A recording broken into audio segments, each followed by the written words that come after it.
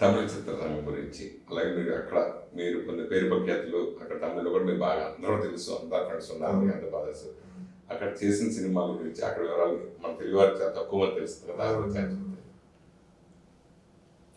తమిళ్లో ఎక్కడో వాళ్ళకి నేను తమిళ ఉన్నాను ఫీలింగ్. అంటే మాది కాళహస్తి, సో పక్కనే నగిరిలో రిలేటివ్స్ అందరూ ఉన్నారు. సో ఒక సంవత్సరం ఉన్నప్పుడే నేను మద్రాస్ షిఫ్ట్ అయ్యాను కాళహస్తి నుంచి. మా గ్రాండ్ ఫాదర్ గూడూరు, మా ఫాదర్ నెల్లూరు. సో అంతా వాటర్ మ్యాటర్. సో వాళ్ళకి ఏంటంటే నేను తమిళ హీరో అనే ఫీలింగ్ ప్రతిసారి చూసిన వాడితే సార్ తెలుగు వెళ్ళిపోయారు చేస్తున్నాను, నేను అప్పుడప్పుడు చేసి వెళ్తున్నాను, నేను మీరే సినిమా చూడలేదు అని వాళ్ళకి తిరిగి కంప్లైంట్ ఇచ్చుంటాను. తమిళ్లో కొంచెం మనకి తెలుగుకి తమిళకి ఉన్న డిఫరెంట్ వర్క్ కల్చర్ ఏంటంటే, అక్కడ మర్యాద కంటే వాళ్ళు టైమింగ్లు, ఆ తర్వాత వర్క్ మీద మీరు చూపించే ఒక ప్యాషన్కి ఎక్కువ ఇంపార్టెన్స్ ఇస్తారు. మీరు మార్నింగ్ గుడ్ మార్నింగ్ చెప్పాలని పర్లేదు, వాళ్ళు దాని గురించి కేర్ చేయరు, టైంకి వచ్చేవాళ్ళు చూసుకుంటారు. అవన్నీ అక్కడ కొంచెం ఇంపార్టెంట్. ఇక్కడ ఏంటంటే మన కెమెరా ముందు పర్ఫార్మెన్స్ బ్రహ్మాండంగా చేస్తే సూపర్. ఎందుకంటే ఇక్కడ ఏమిటంటే ఒకసారి మనం యాక్ట్ చేస్తే అది స్క్రీన్ లోకి వెళ్ళిపోతే ఇంకా దాన్ని అంతే, అది చిరస్థాయిగా నిలిచిపోతుంది. సో ఏది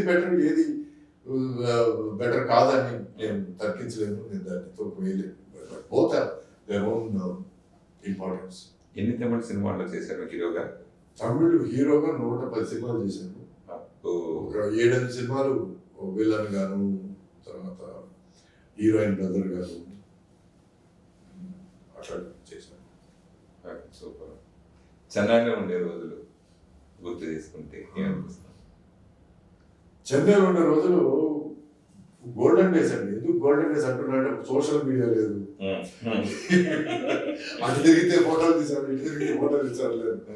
సో నేను కానీ కార్తీక్ హీరో కానీ, తర్వాత ఆనంద్ బాబు నాగేష్ గారి కొడుకు కానీ మేము మంచి ఫ్రెండ్స్ గా ఉంటాడు. అప్పుడు నరేష్ కూడా నాకు మంచి ఫ్రెండ్. అప్పుడు నరేష్ మీట్ అయ్యేవాడు చాలా. సో ఫ్రెండ్స్ ఎక్కడైనా అక్కడ వుడ్లాండ్స్ డ్రైవింగ్ థియేటర్ అంటూ ఒకటి ఉండేది.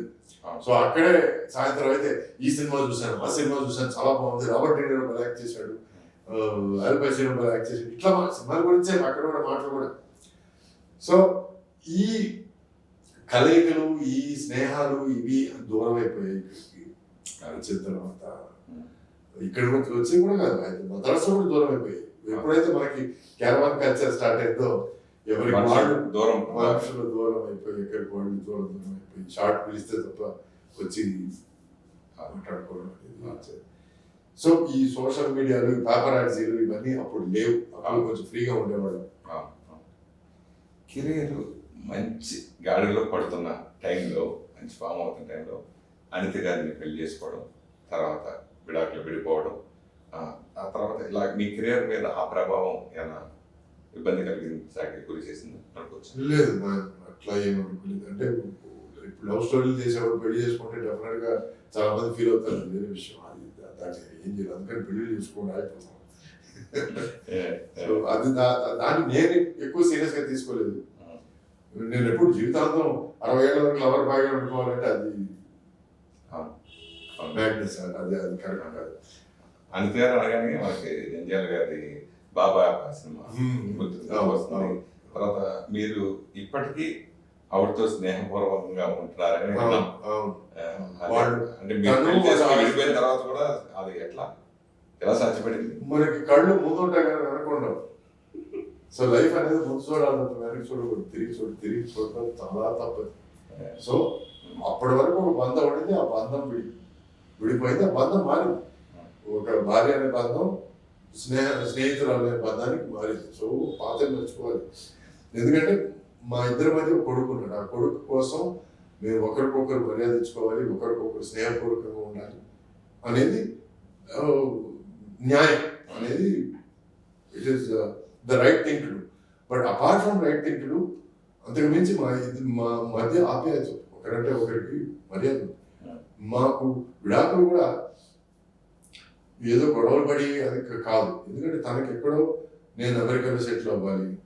మనస్తత్వాలు కొంచెం మనస్తత్వాలు మార్పులు. మేము వయసు చాలా తొందరగా ఎర్లీ పెళ్లి చేసుకుంటాం. 18 నాకు 21 టైంలో పెళ్లి చేసుకుంటాం. Which is wrong, absolutely wrong. ఆ టైంలో పెళ్లి చేసుకోకూడదు. అంటే మా ఫాదర్ నా కజిన్ సిస్టర్ని మ్యారేజ్ చేసుకోవాలని పట్టుబట్టాడు ఆయన.